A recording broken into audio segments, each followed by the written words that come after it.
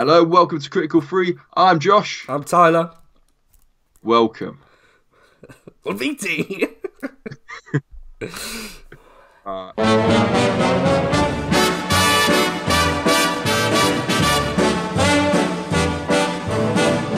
I know I'd go from rags to riches. Right.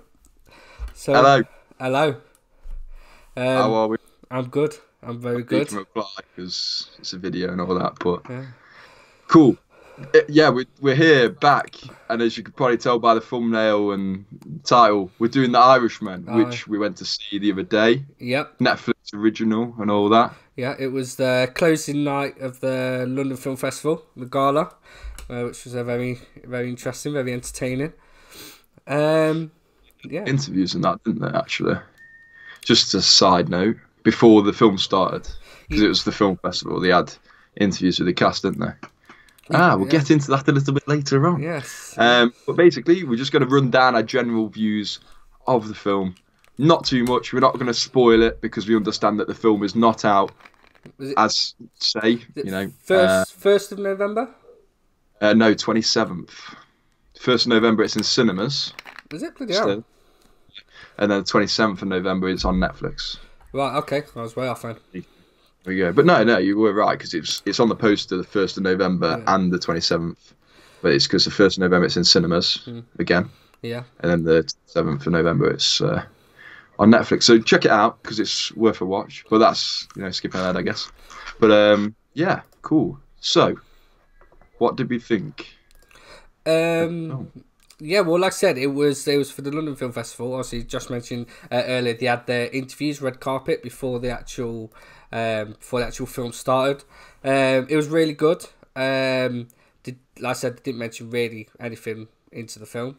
It was just how it was working with each other. Al Pacino. This is his first film with director Martin Scorsese.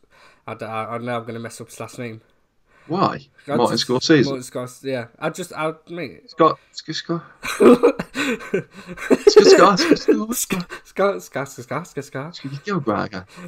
Yeah, well, with him. With him. That guy. Yeah, that guy. Some guy. Obviously, Robert De Niro. He's worked with me in Casino and Goodfellas. Again, two of my favourite films ever. Yeah, it's like I said, it was really good to see them all work together.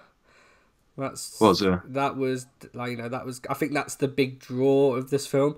That's kind of what's Well, again, I guess, because they've already Al Pacino and Robert De Niro worked together before. Yeah. So I've obviously Robert De Niro and Martin Scorsese, but you've got Joe Pesci who's come out of retirement. Just all of it together. It's just good, isn't it? Yeah, you just knew, like, going into it, you're like, oh, mate, the cast. Oh. Yeah. It's kind of like the old gang back together, but this time they are really old. Yeah.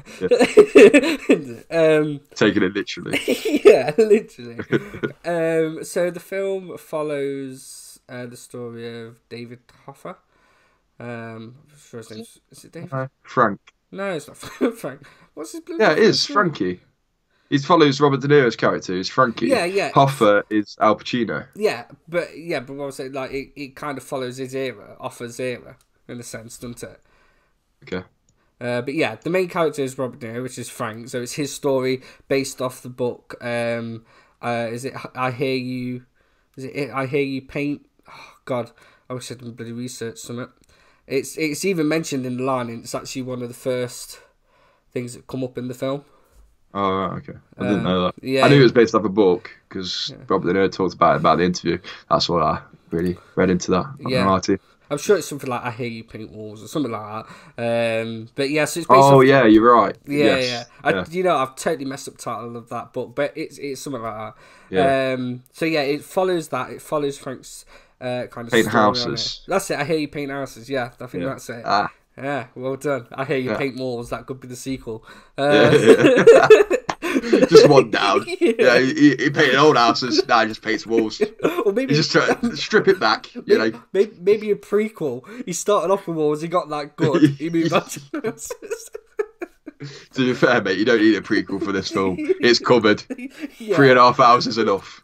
Let's just leave it there, okay? I'm not gonna lie, I was very shocked when I saw the runtime. I wasn't expecting that.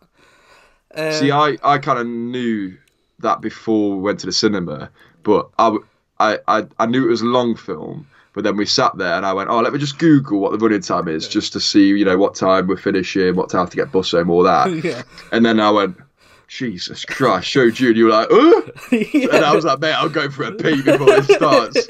I ain't holding this. So it's definitely a long film.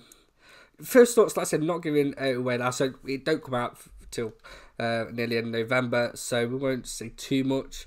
Just our first thoughts. It has some absolutely fantastic moments in it. And it has some even better pieces of dialogue, like some conversations between the characters. The person that stole it for me was Al Pacino. He was just absolutely fantastic. Yeah, that's my first thoughts. I guess so. What about you? Do you disagree on? I feel like it's Joe Pesci. Pesci. Yeah, Joe Pesci. Yeah. What? I can't say his name. Pesci. Oh, mate, that's a hard name. Anyway, oh God, I'm looking going off track. Oh, Lord. What was I saying even? Oh yeah, Joe Pesci. Joe Pesci. Yeah. He stole it for me personally. Really? Okay, go on. Elaborate. I think it's just because he's just come out of time. I've seen him film a bit. Oh, he's retired. Let's see what this old man can do. No, it was just good because he was older than the rest of the characters in the film, or the main characters at least. He was a good 20 years older. Yeah, not giving it away, but we had a bit of debate about that at the end of the film, if you remember. Yeah, because we were talking about CGI, weren't we? Yeah. And there didn't seem to be much of a gap in between their ages at certain points and things. Yeah, but obviously people know anyway that it's split through different times. Obviously you see in the trailer it goes from young to old and blah blah blah. It's all over the shop really in terms of things. It does run in chronological order though, which is good. It doesn't keep going flashback and all that. I don't know, because again, try not to speak too much. There's a certain element. Obviously, 4 people in the car. If you remember that, if you know what. I guess. Yeah. And then it goes back. It goes up and down on that bit. I guess so. Yeah. But it's still it goes to that bit, and then it goes to a different bit, and then goes back to that bit, and then follows. I'd say. Yeah. I suppose. Yeah. But yeah, I think one of the weirdest things is seeing Joe Pesci kind of in a role at the fact that he is the big boss. Yeah, and he's not the crazy hit guy in Casino and Goodfellas. So it was really weird seeing him in that role, but he did it really well. Yeah, it did. Yeah. Like I said, Rob De Niro is great in it anyway. But yeah, like I said, the person star for me is just Al Pacino, just because the last film I saw him in was Adam Sandler, with that bloody film he did where he played his sister. It was awful. Oh, Jack and Jill. Oh God, that was so bad. The last film I saw him in was Once Upon a Time in Hollywood, but you haven't seen that, have you? I've not seen that. I want to see that. But yeah, so like I said, some of the dialogue and where he just kicks off, and it's just so good. It's really, and they were the bits that you think, oh right, okay, here we go, we're getting into it now, and and then like I said, some of the action was really good. But yeah, like I said, they're the highlights. This is all the positive. I'm going to go into because it's hard to talk about dialogue, isn't it, when you can't spoil it, because you can obviously easily pick. It's one of those films where the dialogue that you like is easily memorable. Yeah, you remember it moment by moment. I'd say. Yeah. You know what I'm saying, because it's good. It's like I say, it's good dialogue. Yeah, it just is. And it even got a few laughs in the theatre as well. Yeah, I feel like people were overcompensating though sometimes. Oh, yeah, and that guy that sat at the front, he was on my money here. Oh my God! Is that Jesus Christ, mate! It's funny, but Yeah, mate, and that was just when the credits come on. It's like the guy that farted 3 times. Honestly, there was a guy, and it was, don't get me wrong, 3.5 hours, a long time to hold one in. But he didn't hold it in. He let 3 out, and he just literally tilted me and let it out. No shame. Yeah, it's just like, if I'm going to let it out, I'm going to make a scene about it. That's what Robert De Niro would do. I thought that was a statement about the film. I thought we'll know what he thinks about it. But yeah, there was a couple of mutters around us in the cinema after it ended and the credit rolled. One thing I picked up behind me, I'm not a guy that's nosy, I just want to put that out there, okay? But she was just in my ear, right? And basically, like, the guy went, "Oh, I really liked it," and she went, "Oh, this is proper like EastEnders stuff. This is chill out, mate." She's like, "I really liked it," and she was like, "Oh yeah, I don't normally like Martin Scorsese, but I really enjoyed that." Now, right. Where I want to go from this is, it's a very different film to previous Martin Scorsese films, which is reflected by their comments. Right, okay. I'm out, boys. Oh, mate, that was like essay worthy. That I don't care. Oh, okay. No, I'm joking. That was really bad, probably, but. Yes, it's different in a sense. I think it's different in a sense in the story. Obviously, there's some shots in it and some elements where you look and you think, yeah, this is kind of a bit like Casino, or this is a bit like Goodfellas in the way it's shot, and like some of the slow motion scenes. And like I said, if you look at the film as a whole, it is a masterpiece in how it's shot, filmed, and produced. It's a beautiful piece of art. But is it one of his best films? Definitely not. And you can tell that there was no hold back from Netflix or anything like that, because that's what it was when it was like an independent film. Yeah, and by the way, with Netflix, you do get that feel as well, I think, while you're watching it. But like, and the length. Yeah, definitely the length. You wouldn't have like Paramount Pictures saying, "Oh, let's bust out a 3.5 hour film." Apart from if it's Lord of the Rings or something, you know what I'm saying? But that's what I mean. There's only, take Lord of the Rings, Return of the King, for example. The amount of actions in that, it's not an action film. Yeah. Is it really? Oh, what? Lord of the Rings? I was going to say, hold on, mate. I don't know if I can agree with that. Lord of the Rings is just a conversation film. Right. No, I'm on about The Irishman. I'm saying there's not much action. You're right, yeah. There's a couple of odd bits, obviously, where you kind of paint the picture of his job, I guess. Yeah. That he paints houses. And walls. Many walls. But yeah. And pavements. Yeah, and pavements. Spoiler alert. Skating boards. But skateboards. Why? It's part of a wall, mate. Surely. No, it's separate. Well, it is separate, but it's like still on the wall, isn't it? Still that. Mate, we get away on you don't go, "Oh, look at my wall and my skirting board," do you? Like, it just doesn't. Of course you do. You paint your wall, but you gloss your skirting board. I know, but it's still your wall, isn't it? It's still the vertical thing in your house. Yeah. No, because now you're going to go, "Oh, mate, your door's a vertical thing in your house. Is that a wall?" No. Oh, mate. What was I on about? That's it, Irishman. I'm going to sum it up and then I'll hand it back over to you. Some great piece in it, great bit of dialogue. Al Pacino stole it for me. But I think as a story from my point of view, and in certain elements, it's boring. Like the last 20 minutes, I'll let you talk about this next bit. The priest conversation. Oh man!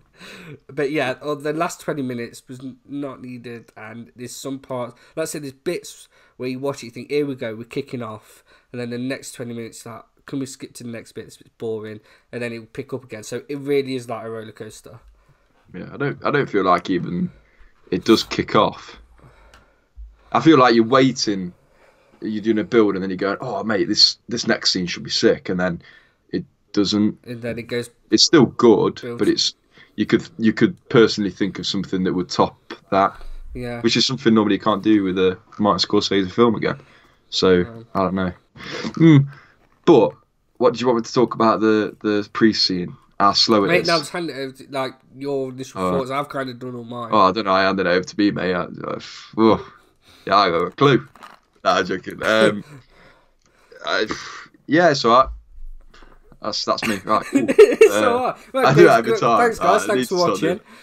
Yeah. No, I feel it's a good film, but it's not quite Carlin. Oh, God. in respect that you get so hyped for it, it just could have been better. You just could have. Even we had a discussion after the film again. Yeah.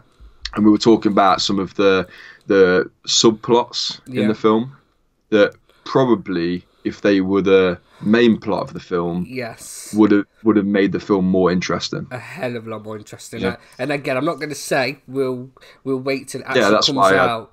I think we'll wait till it comes out. We could talk a lot more about when other people watch it and kind of see how the audience reacts to it as well. But yeah, I know what you mean. That would have been so much more interesting because the story isn't that interesting. Like I said, I think the thing that draws people to this film is one, the cast, the director, that they're all working together, and the best bits in it is kind of when they're bouncing off each other and things are picking up a bit. But you never really care enough. Well, I didn't. To kind of what happens in a sense. You know, you never really go, oh, you didn't, that didn't happen. Well, that's kind of annoyed me because I wanted him to. You kind of go, oh, well, it didn't happen. Oh, I'm not bothered. I do feel, even though it's a 3.5-hour film, it did go quick, even though it was maybe slightly boring at points. I still didn't sit in my seat and go, oh, bloody hell, like 3.5 hours, you know what I mean? Like, or come out and go, oh, 3.5 hours I could have spent, that doing FIFA or something, But it's like, it was still like good. I still thought, you know what, I maybe would watch it again, and I probably would. I probably will when it comes out. Yeah, it's definitely.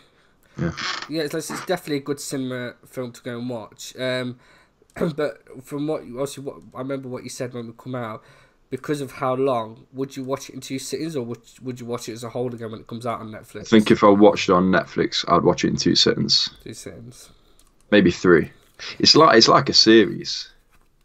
You could probably do it hour and a half, like a mini series. I feel, because it's like then that's a 3. Because well, I actually doesn't matter. Spoilers. Sorry, I was like, oh no, hold on a minute, no.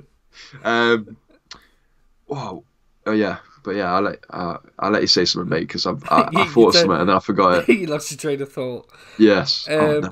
Yeah. So yeah, Irishman for me, it's definitely worth watching. It's great to see more about, and it has some great bits.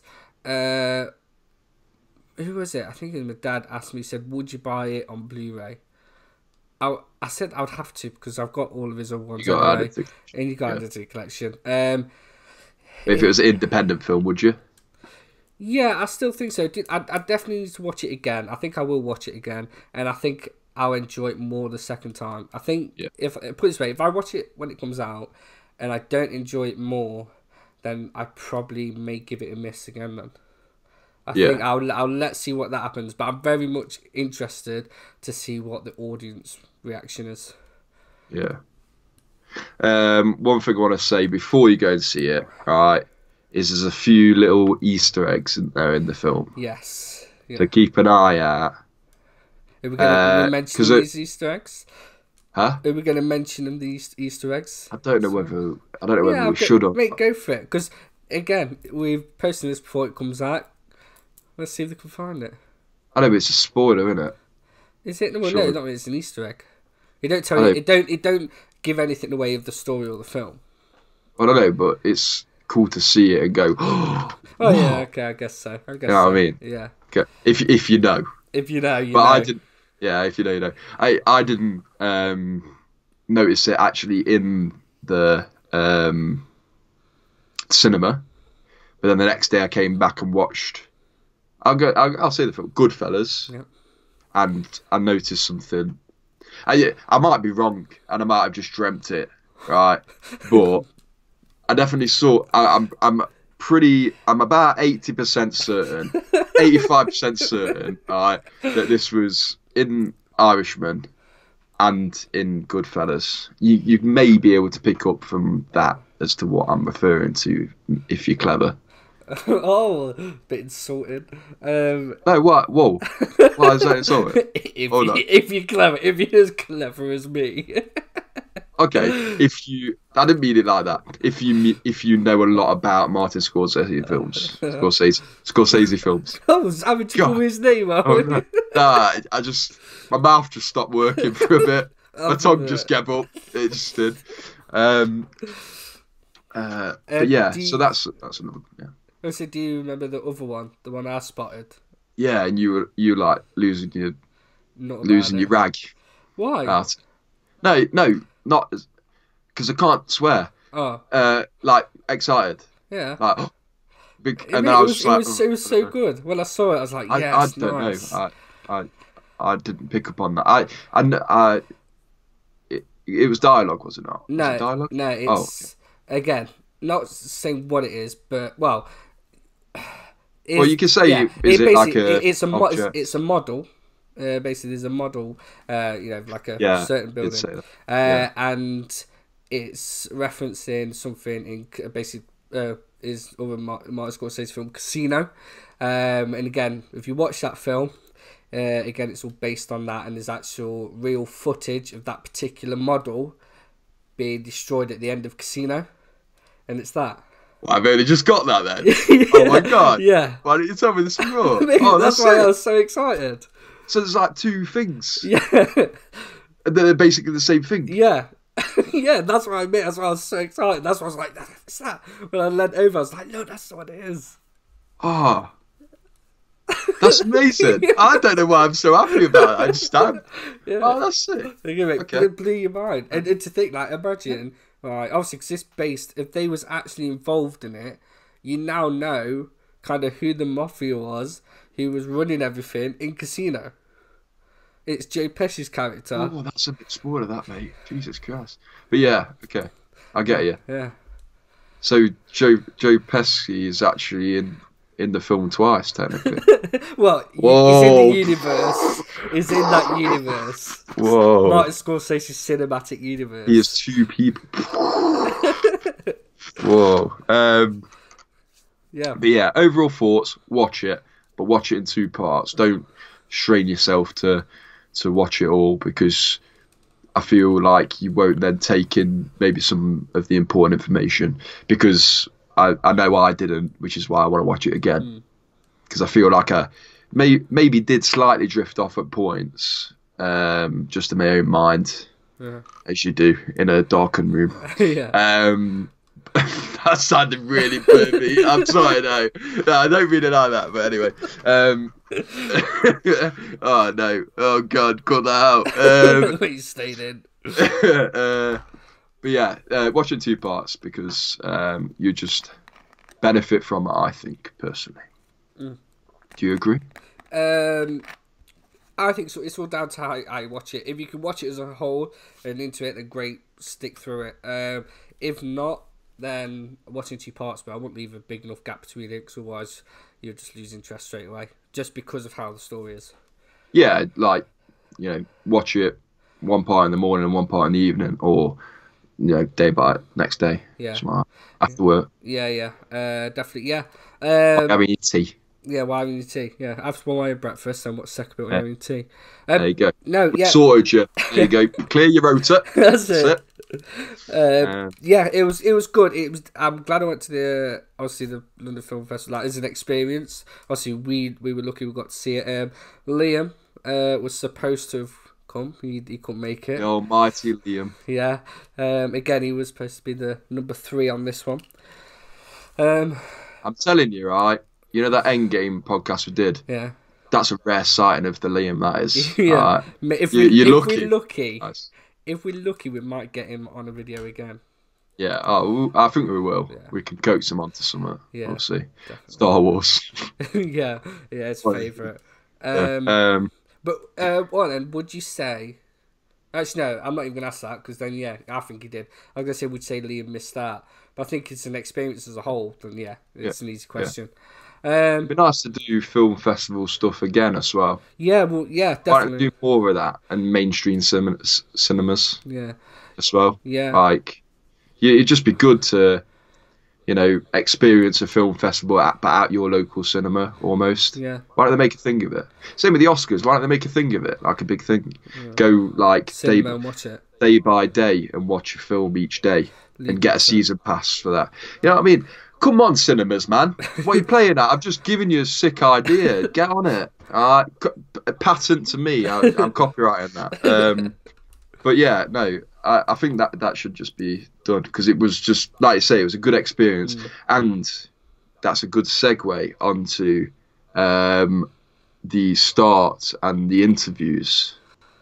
Yes. Do you reckon we could talk about them? Yeah. Is that like, oh, you can't because you've got disclosure on? Oh, right. No. Yeah, no. Right. We could do it.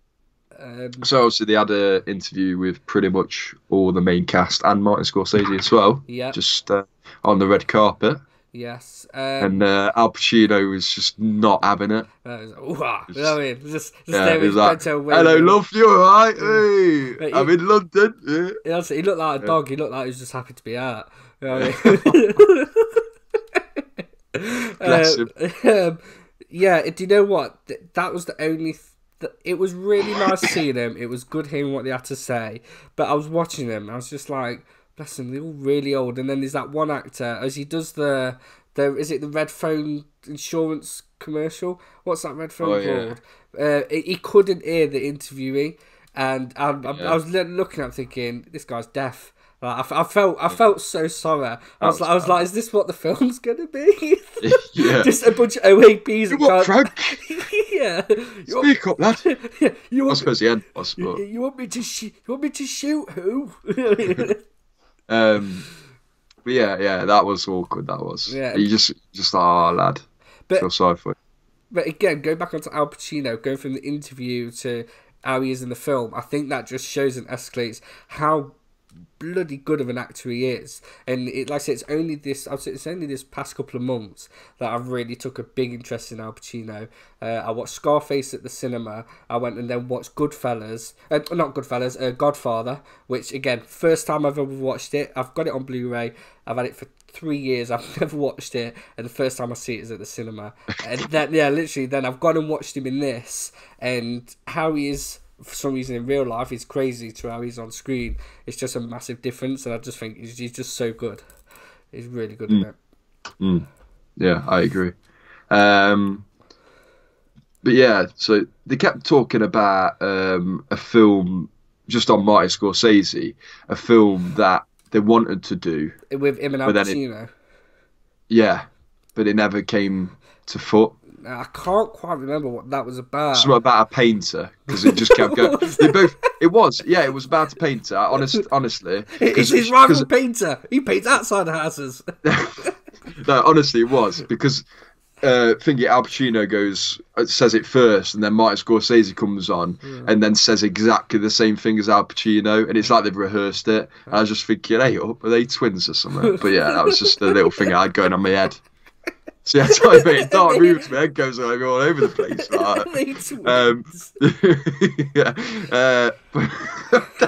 don't even know what I'm talking about then.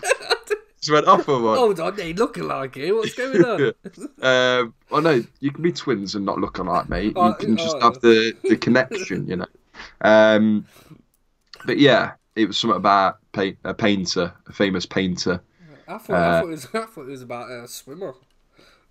Swimmer? Yeah, I thought it was about like a famous swimmer or something. See, I better not do that because if it is actually swimmer, I'll look like the idiot, won't I? So. Me? No, I could be way off. But yeah, no, there was a film they're supposed to do. We have to research it and refer it back in the next video. And then, you know what, going on to... it was probably, for me, strangely, one of the most interesting parts of the interview, which is is it Robert De Niro's daughter, the woman who plays the daughter? Yes. His daughter. Oh, yeah. You can't... don't know about that. What? Don't know about saying that. What do you mean? I suppose you can, because it's not. Yeah, well, that's what she says and then what you think. Yeah, this just might be... So in the interview, she goes, "Oh, so you played this kind of character to Robert De Niro. You know, I quote, this is what she said, "It's really good to see a female play this kind of role, as it's normally the guy." So I'm like, oh, okay, interesting. Is it going to be something that's going to stab as they said, the hero, wasn't it? It was something like... Not so much... Basically, she it said, was something... She said hero, and then she was like, "It's good to see the woman be in that role, not just yeah." And then the woman who actually played her was like, "Oh yeah," was a bit like, "Yeah, I guess. Why did you have to say that?" Like she kind of like took on that sort of thing, and then the interview was like, "Oh, yeah." That's why the interview was so excited. It's like, "It's good you're doing it," and I'm like, "Oh, so is she gonna kind of stab Robert De Niro in the back? Is she gonna turn him in? Is she gonna be one that changes everything?" I'm not gonna lie, I'm not giving anything away, but she does. Just kind of did then, I will. I don't care now. She does absolutely nothing in the film. Mate, I don't like the actress. I thought she was pointless in it. She said she just looked as she normally looks, face like a slapped ass. But yeah, so like that was one of the Kristen Stewart playing her. Mate, it literally as well. But that's what I mean. That was so interesting in the interviews. And when I come to watch the film, what did she do? Because a young girl played her for the majority of the film. Well, true, yeah. It's only towards the end. Yeah, that's weird. So yeah, that's true. Yeah, it's just weird. Yeah, yeah. It's just like I mean, like it's just a weird thing for her to say that anyway. Yeah. Like I get it's all in cinema at the moment. It's all women power and stuff, but like it just wasn't like you know. I get it when you say about the female Ghostbusters, women power, or all that sort of stuff. But when it just wasn't, like it's going to discredit the whole point. Yeah, I have no issue with this women power. There's a big thing. We go totally off topic, but there's a big thing about the one who plays Captain Marvel wanting to do an all women's Marvel film.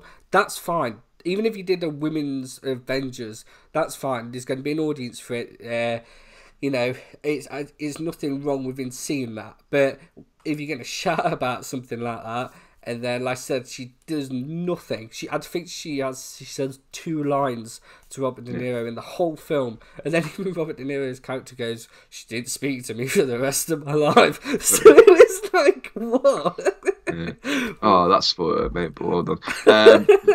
Brie Larson as well, that was Captain Marvel. Brie Larson.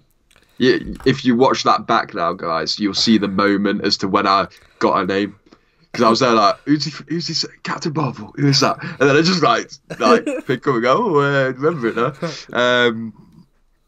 But yeah, I think that about wraps it, right? Yeah, definitely. Yeah, that wraps it up. So yeah, it's an art form. It's great. There's great pieces in it, but the storyline's boring, and it's an okay film from the first viewing for me. Yeah. That's my summary. Yeah. Yeah. Yeah, definitely. Yeah. Awesome. Well, anyway, we'll see what it's like on the second viewing, because I will have watched it by the time we do the next podcast, and then we'll bring it out. Spoilers. Ooh. Yeah, we'll go into a lot more depth. Yeah, definitely. There you go, guys. Well, thanks for watching. It's been good. Please like, subscribe. And adios, amigos. Say, funny how? What? Just, you're funny. You mean? So? Well, let me understand this, because maybe it's me. I'm a little fucked up, maybe. But I'm funny how? I mean, funny like I'm a clown. I amuse you. I make you laugh.